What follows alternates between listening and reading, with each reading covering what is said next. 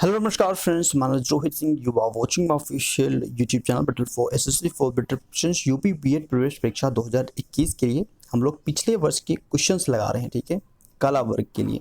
कला वर्ग का मतलब समझते हैं टोटल जीएस, क्योंकि कला वर्ग में जीएस आता है। तो आप लोग इस वीडियो को देख सकते हैं। अगर आप कला वर्ग से नहीं है तो भी आपके लिए बेनिफिट तो होगा ही, क्योंकि इसमें जीएस के क्वेश्चन ही होते हैं कला वर्ग में ज़्यादातर। आइए स्टार्ट करते हैं इस सेशन को। निम्नलिखित में से कौन सी गुफाओं की खुदाई राजा खारवेल द्वारा करवाई गई थी? तो राजा खारवेल के द्वारा जो खुदाई की तो वो की गई थी खंडगिरी की खुदाई। किसकी? खंडगिरी की खुदाई। अच्छा, ये है कहाँ पर? ये है उड़ीसा। ठीक है, उड़ीसा स्टेट में है ये। खंडगिरी की गुफाएं उड़ीसा स्टेट में हैं और इसकी खुदाई की थी राजा खारवेल ने। ठीक है, याद रहे, एग्जामिनेशंस में आया हुआ क्वेश्चन है। एक हाइड्रोजन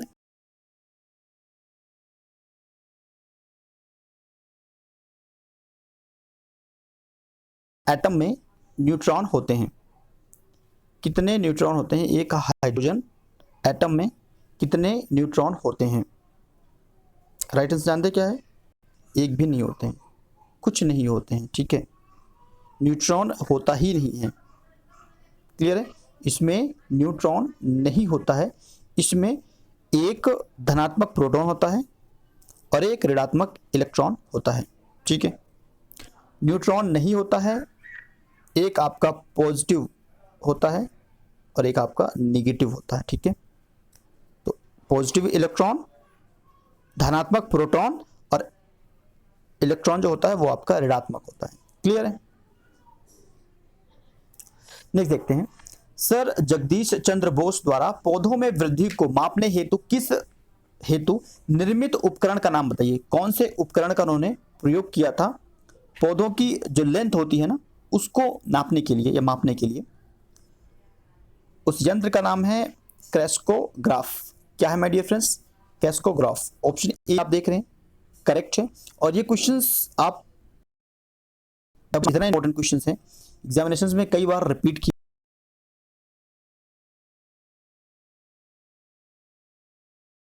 गया है। आविष्कार किया था 1900। ठीक है, सर जगदीश चंद्र बोस ने पौधों में वृद्धि को मापने हेतु क्रेस्कोग्राफ का यंत्र आविष्कार किया था 1918 में।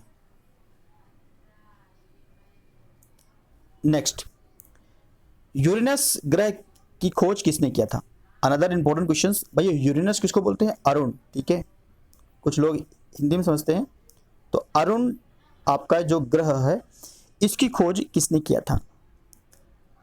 आप सबको पता है हमारे ग्रह में, हमारे सौरमंडल में सूर्य से 7वां ग्रह है ये।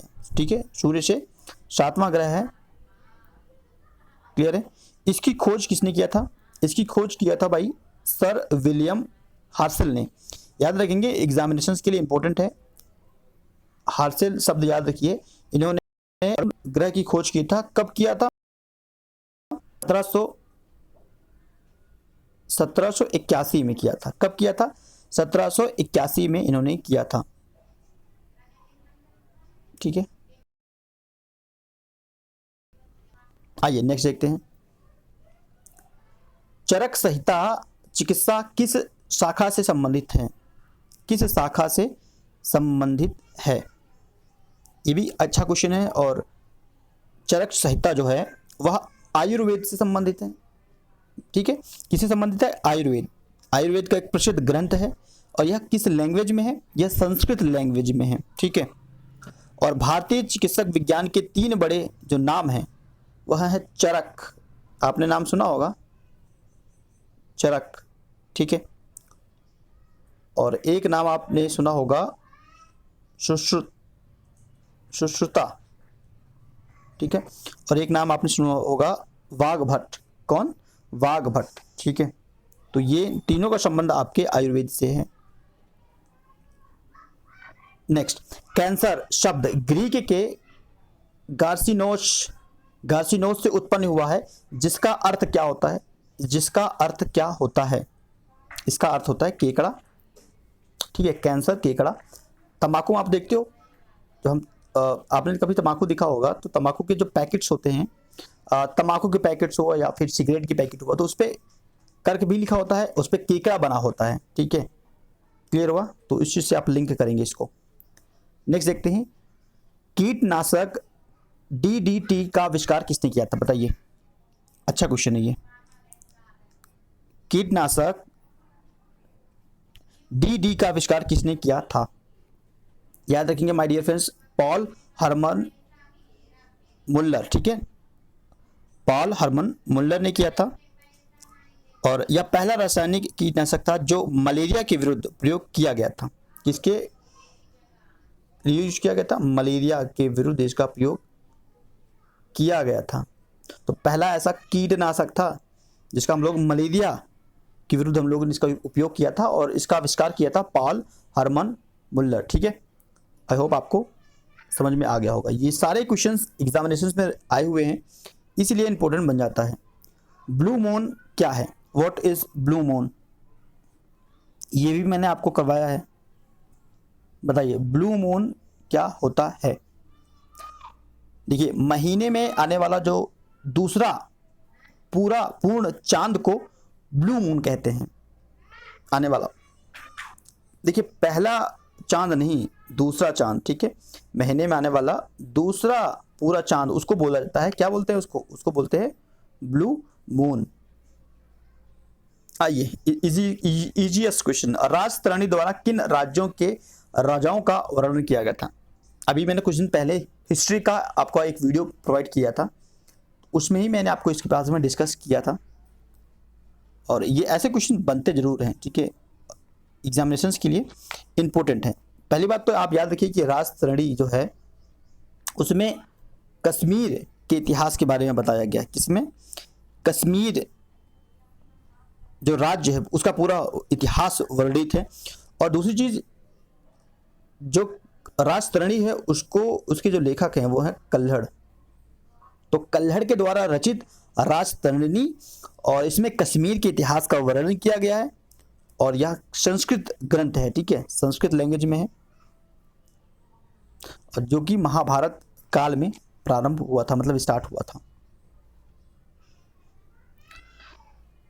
नेक्स्ट देखते हैं, भारतीय पुरातत्व पर्यवेक्षण का गठन किसने किया था? Another important questions.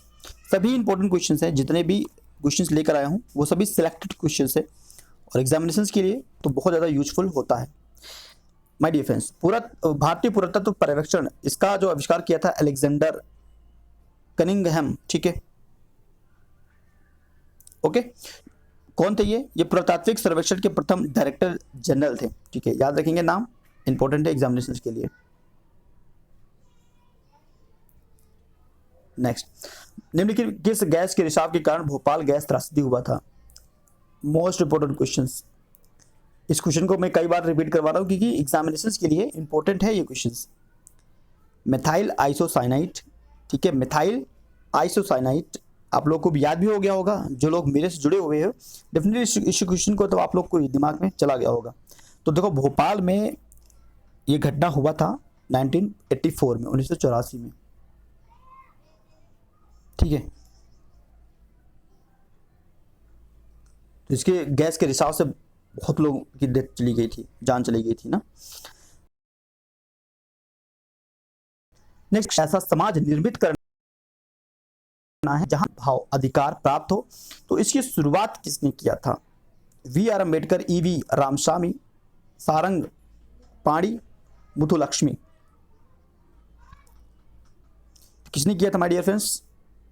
Options B आप देख रहे हैं, ईवी रामस्वामी, ठीक है, ईवी रामस्वामी, क्लियर है, ऑप्शन बी।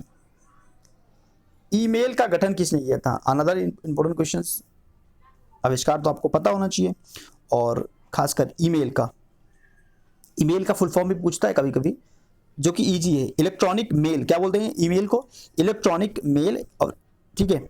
और इसका आविष्कार किसने किया था? इसका आविष्कार किया था रे टॉमलिंसन।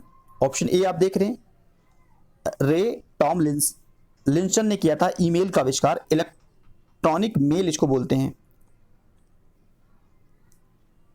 नेक्स्ट, शरीर के किस भाग में पित्त रस का उत्पादन होता है? Another easiest question. तो भैया कहाँ पे होता है? यकृत में होता है, ठीक है, यकृत में पित्त रस का उत्पादन होता है। अनदर क्वेश्चन, किस चालुक्य राजा ने कन्नौज के राजा हर्ष को पराजित किया था?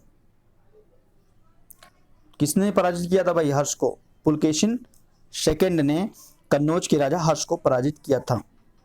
हिस्ट्री का बहुत बढ़िया क्वेश्चन।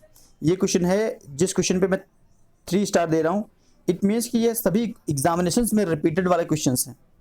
जैसे वो भोपाल गैस त्रासदी वाला है ना, मिथाइल आइसोसाइनेट आपको याद होना चाहिए विदाउट ऑप्शंस, उसी प्रकार ये भी आपको याद होना चाहिए कि पोखरण में किस वर्ष पहला परमाणु परीक्षण किया गया था, क्योंकि उतना ही इंपॉर्टेंट क्वेश्चंस हैं। तो ये किया गया था 18 मई। आप लोग इस पर मूवी बनी है, आप लोगों ने मूवी देखा होगा, ऐसी मूवी देखा करें जिसमें से आपको थोड़ा हमारे इतिहास के बारे में पता लगे। पोखरण, अभी एक मूवी आने वाला है भुज, आप लोग को अपडेटेड होंगे तो पता होगा भुज एक मूवी आ रहा, जैसे कारगिल हुआ, भुज हुआ, ठीक है। तो ये सब मूवी जो है देशभक्ति के ऊपर है, हमारे देश के ऊपर है, तो डेफिनेटली ऐसी मूवीज देखना चाहिए, आपको नॉलेज मिलता है। ये 1974 में हुआ था, ठीक है।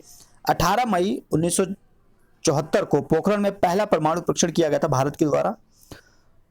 परमाणु परीक्षण उन प्रयोगों को कहते हैं जो डिजाइन एवं निर्मित किए गए नाभिकीय अस्त्रों की प्रभाविकता, उत्पादन एवं विस्फोटक क्षमता की जांच के लिए किया जाता है, ठीक है। तो इसीलिए अब हमारे पास भी, हम भी तो परमाणु शक्ति हो गए हैं, तो अगर हम परीक्षण करते नहीं, क्योंकि हम पे तो भाई अमेरिका दबाव बना रहा था, ठीक है, जो शक्तिशाली कंट्रीज थे वो दबाव बना थे कि आप परीक्षण नहीं कर सकते, तो हमने इसको चुप्पे चुप्पे किया था, ठीक है, बट फाइनली हमने सक्सेसफुल पाया था। देखने सकते हैं भारत के किस राज्य में अरबी थिटू, काफी अच्छा क्वेश्चन है। वन्य जीव जो होता है ना, वो एग्जामिनेशंस में पूछा जाता है आपसे। तो यह है आपका कर्नाटक में, ठीक है, अरबी थिट्टू, ठीक है। आई थिंक नाम सही प्रमाण कर्नाटका में है, ठीक है, कर्नाटका वन्य जीव विहार है, वन्य जीव पशु विहार है, ठीक है, याद रखना। भारत में आपातकाल की घोषणा कौन कर सकता है? पॉलिटी का क्वेश्चन है, लेकिन सबसे इजीएस्ट क्वेश्चन है। कौन कर सकता है? प्रेसिडेंट, ठीक है। याद है क्या? 352, 356, 360, पता है? कई बार रिपीट किया हूं आपको, तो याद भी हो गया होगा। 3 तरीके का आपका इमरजेंसी लगता है। 1866 में ईस्ट इंडिया संघ नॉट कंपनी, ईस्ट इंडिया संघ की स्थापना किसने किया था? ईस्ट इंडिया संघ किसने किया था? दादा भाई नौरोजी। ऑप्शन ए देख रहे हैं आप माय डियर फ्रेंड्स, दादा भाई नौरोजी, ठीक है। इनको grand old man of India कहते हैं। क्वेश्चन आपसे ये बनेगा, ये इनको बोला जाता है grand old man of India. दादा भाई नौरोजी ईस्ट इंडिया संघ की स्थापना किया था 1866 में। कंप्यूटर का यूआरएल का फुल फॉर्म बता दीजिए। चलिए, यूनिफॉर्म रिसोर्सेस लोकेटर क्या है? यूनिफॉर्म रिसोर्सेस लोकेटर, ऐसे फुल फॉर्म तो आपको याद होना चाहिए, कंप्यूटर के एग्जामिनेशन में आता है। अच्छा, ये वाला क्वेश्चन सेम हो गया मेरे ख्याल से।